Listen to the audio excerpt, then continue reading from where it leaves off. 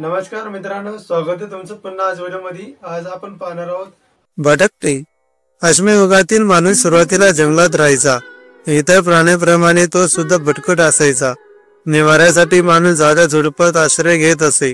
कधी तो पाण्याजवळ असलेल्या डोंगरातील गुहामध्ये राहत असे, कारण जगण्यासाठी माणसाला पाणी आवश्यक आहे। भूक लागल्यावर अश्मयुगातील माणूस काही बरे खात असेल।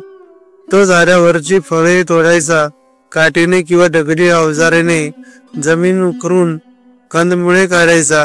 निसर्गात जे मिळेल ते तो खायचा। फळे आणि कंदमुळे यांच्या जोडीला माणूस मांस आणि मासे सुद्धा खात असे। दगडी हत्याराने लहान सहान प्राण्यांची शिकार करणे त्याला सोपे जाई। मोठे प्राणी मारायचे तर ते मात्र एकट्या दुपट्याला शक्य नसे। अशा वेळी एकमेकांच्या मदतीने माणसे शिकार करत। त्यासाठी माणसे नवे नवे युक्त्या वापरत। भाला, धनुष्यबाण अशा हत्यारांच्या साहाय्याने शिकार करणे आणखीन सोपे झाले। मासेमारीसाठीही भाल्याचा उपयोग होऊ लागला। माणसांच्या अंगावर केसाळ प्राणी इतके दाट केस नसतात आणि त्यांची कातडीही जाड नसते। थंडी, वारा, ऊन, पाऊस याचा त्रास होऊ नये म्हणून माणसाला कपडे लागतात। अश्मयुगात रानोमाळ भटकणारा माणूस कोणते बरे कपडे वापरत असेल? माणूस सुरुवातीला झाडाच्या साली, पाने किंवा जनावरांची कातडी अंगाभोवती गुंडाळत असे। कातडी किंवा झाडाच्या साली एकत्र जोडाव्या लागत, हे त्याने कसे केले असेल? त्यासाठी त्याने हाड्यांच्या दाभणाचा उपयोग केला। चिवट वेल, गवताची दोरी, चमड्याची वादी, जाळ केस या गोष्टींचा त्याने दोऱ्यासारखा वापर केला। भटक्या अवस्थेत माणसे टोळ्या करून एकत्र राहत असत, त्यामुळे अन्न मिळवायचे काम सोपे होत असे।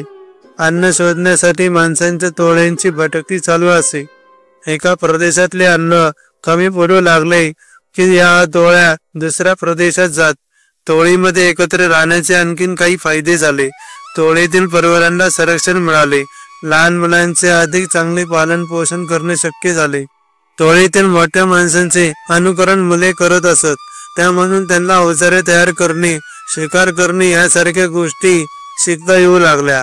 काही वेळा भटकती करणाऱ्या दोन टोळ्यांची गाठ पडत असे। त्यांची भांडणे होत असत, तर कधी मैत्री होत असे।